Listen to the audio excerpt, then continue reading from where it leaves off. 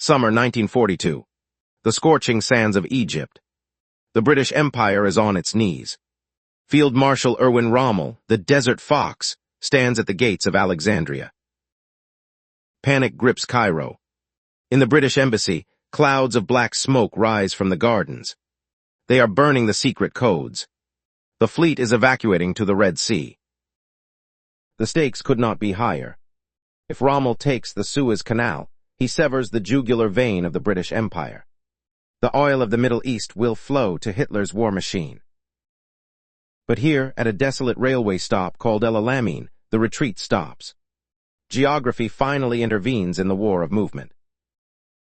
To the north lies the Mediterranean Sea. To the south, the impassable Qattara Depression, a salt marsh quicksand that swallows tanks whole. For the first time, there is no open flank. Rommel cannot dance around his enemy. He must smash through a 40-mile bottleneck head-on. The British Eighth Army is demoralized. They have been beaten at Gazala, humiliated at Tobruk, and chased across the desert for hundreds of miles. They call it the Gazala Gallop. Winston Churchill knows defeat is near. He flies to Cairo and executes a ruthless purge of the command structure. The old guard is out. Enter Lieutenant General Bernard Law Montgomery. Monty, a man of colossal ego, puritanical discipline, and absolute self-belief. His first order is psychological. He burns the plans for retreat. There will be no more backward movement, he declares. We stay here alive or we stay here dead. The effect is electric. The golden thread of morale begins to weave the army back together. Training becomes brutal. Fitness becomes mandatory. Across the line, the Germans are digging in. Rommel, denied his war of movement, builds a fortress of sand. He plants the Devil's Gardens. 500,000 mines. A lethal carpet of explosives designed to channel the British tanks into kill zones of 88mm anti-tank guns. But Rommel has a secret enemy. Not the British, but his own supply lines. He is at the end of a tether that stretches 1,000 miles back to Tripoli. The Royal Navy and the RAF are strangling him. Every tanker sunk in the Mediterranean is a nail in the coffin of the Afrika Korps. Rommel is also sick. Plagued by dysentery and exhaustion, the Desert Fox is forced to fly back to Germany for treatment. He leaves General Stumm in charge. While the Axis starves, the Allies feast. The industrial might of America arrives in Egypt. 300 new M4 Sherman tanks. The Sherman is a game changer. Reliable, heavily armored, and armed with a gun that can fire high-explosive shells, unlike the British tanks. Montgomery prepares his masterstroke, Operation Bertram, a massive deception plan designed to hide a hammer in a haystack. In the south, they build a phantom army. Dummy tanks, fake radio traffic, and a fake water pipeline made of empty petrol cans. Rommel's intelligence is duped. They believe their attack will come from the south. They move their precious panzer divisions to counter a ghost. In the north, the real hammer is hidden. Thousands of tanks and guns are crammed into the assembly areas, invisible under camouflage nets. October 23, 1942. The day of decision. The sun sets over a desert that holds nearly 500,000 men holding their breath. It is a full moon. The bomber's moon. The desert floor is illuminated in a ghostly silver light. Montgomery's plan, Operation Lightfoot, is simple and brutal. An artillery barrage to crumble the enemy morale, followed by infantry clearing a path through the mines. Then the armor will pass through the gaps to engage the panzers. It is not a maneuver, it is a meat grinder. 21:40 hours. The silence of the desert is absolute. A cricket chirps. The wind whistles through the barbed wire. Then the order is given. Fire. 882 guns open fire simultaneously. The horizon erupts. It is the largest artillery barrage since the First World War. The Battle of El Alamein has begun. The bagpipes of the 51st Highland Division begin to wail amidst the thunder. As the barrage lifts, the infantry of the 30th Corps rises from the desert floor. They walk at a steady pace into a wall of smoke and dust, guided by searchlight beams pointed at the sky. The Highlander regiments march to the sound of bagpipes. The skirl of the pipes cuts through the deafening roar of explosions, a terrifying, ancient sound of war. But as they enter the Devil's Gardens, the reality of Rommel's defense becomes horrific. It is not a garden, it is a slaughterhouse. To clear the path, the British unleash a secret weapon, the Matilda Scorpion, a tank fitted with a rotating drum of chains, designed to flail the ground and detonate the mines. However, the desert dust clogs the engines. The Scorpions break down. The mechanical solution fails, leaving the job to flesh and blood. Sappers crawl forward inches at a time, finding mines by hand in the dark, knowing that one mistake means instant vaporization. By dawn on October 24th, the lanes are not fully clear. The British armor, eager to break out, creates a massive traffic jam in the middle of the minefields. As the sun rises, the German 88mm guns on the Miteria Ridge have a target practice gallery. They open fire on the stalled columns. On the Axis side, chaos strikes from the top. General Stumm, commanding in Rommel's absence, drives to the front to see the situation. He suffers a massive heart attack under fire. For 24 critical hours, the Axis forces are leaderless. No orders are issued. The defense relies on local initiative rather than a grand plan. Hitler calls Rommel in his sanatorium in Germany. The situation is critical, he says. You must return at once. Rommel arrives on the evening of the 25th. He looks out at the battlefield and sees a landscape of burning steel. He knows instantly the battle is turning against him. He checks his fuel reports. They are catastrophic. The tankers promised by Italy have been sunk by the Royal Navy. Yet the Desert Fox strikes back. He orders the 15th Panzer Division and the Italian Littorio Division to counterattack. What follows is one of the greatest tank battles in history. It is not a war of movement, it is a slugging match. Tank against tank at point-blank range. The British Shermans burn easily. The crews call them Ronsons, after the lighter that lights the first time every time. But for every Sherman Rommel destroys, 2 more appear over the ridge. The British simply have more metal than the Germans have shells.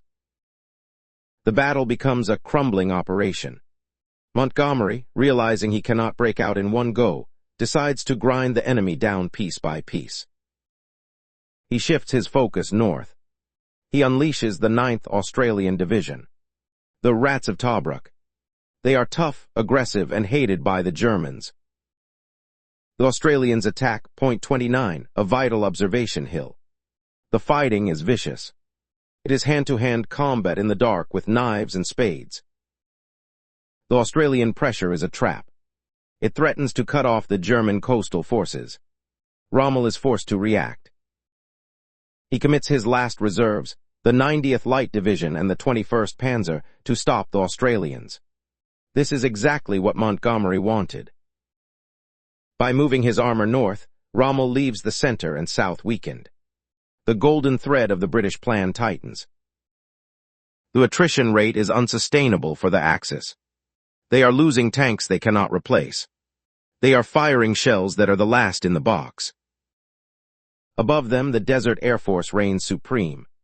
They fly cab-rank sorties, circling overhead, waiting for a target to be called in, then dropping like hawks.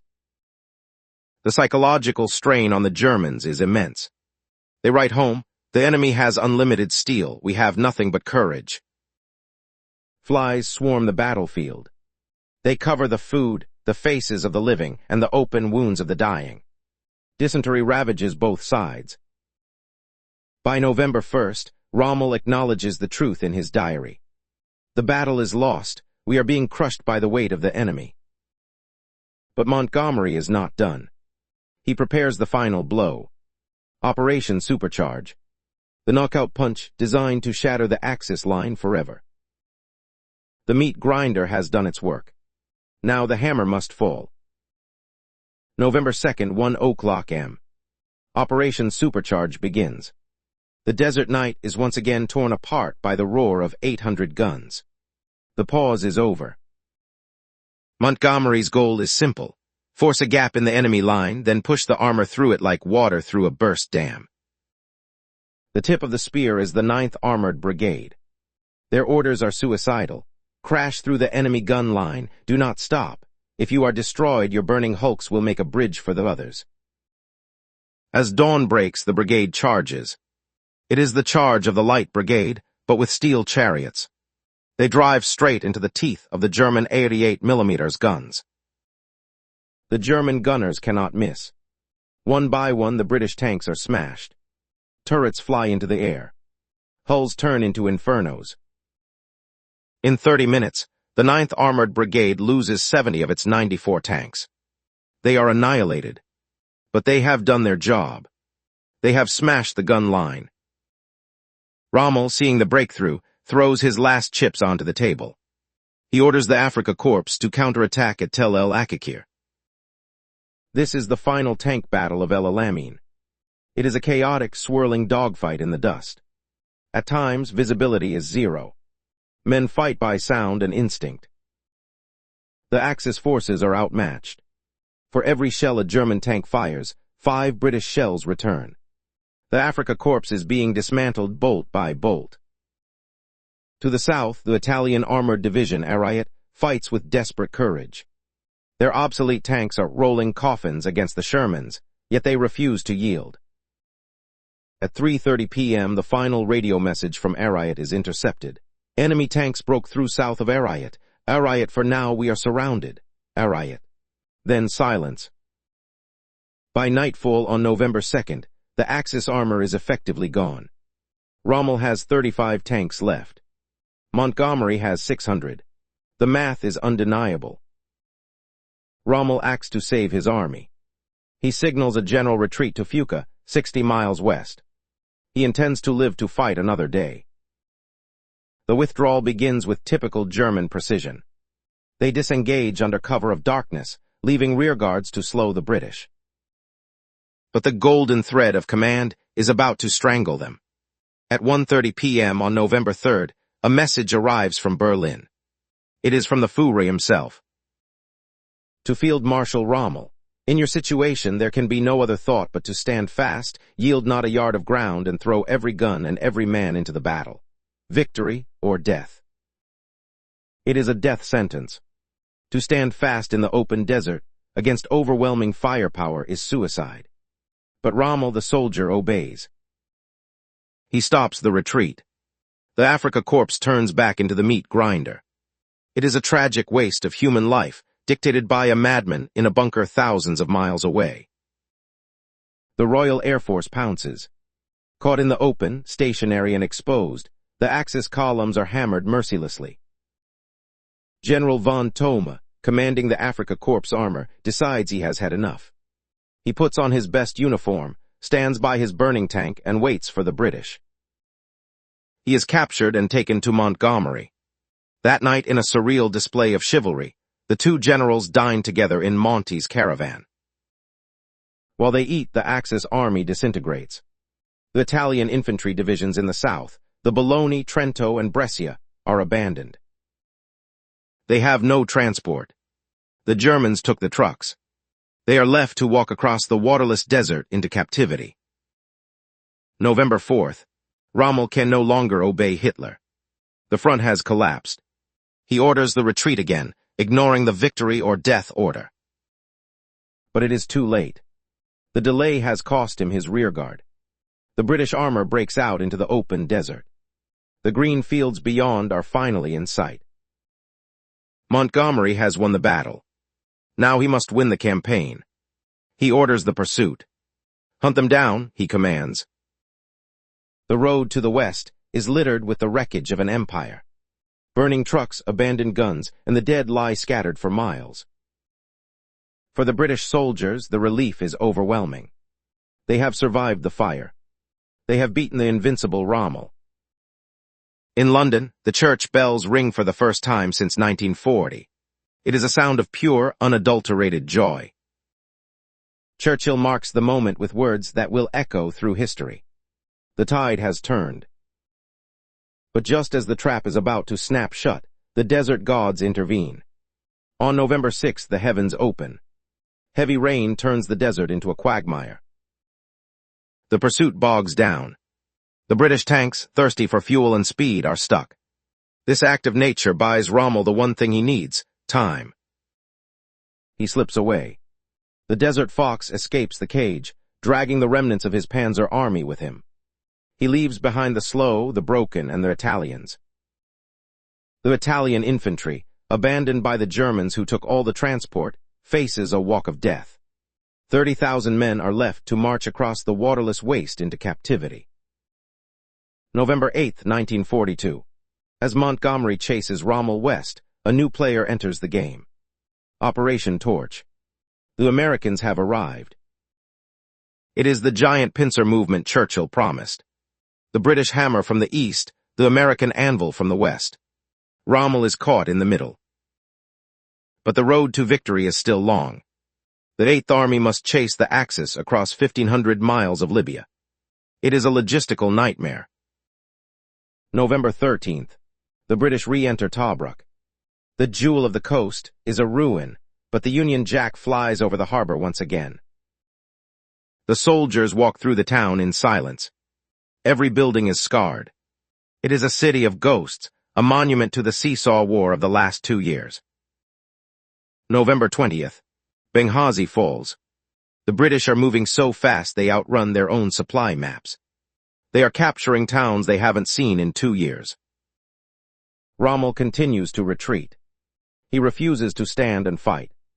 He trades space for survival, planting millions of mines in his wake to slow the British. The Marble Arch on the Via Balbia marks the border of Tripolitania. For Mussolini, losing this is not just a defeat, it is the end of the Roman Empire reborn. Christmas 1942.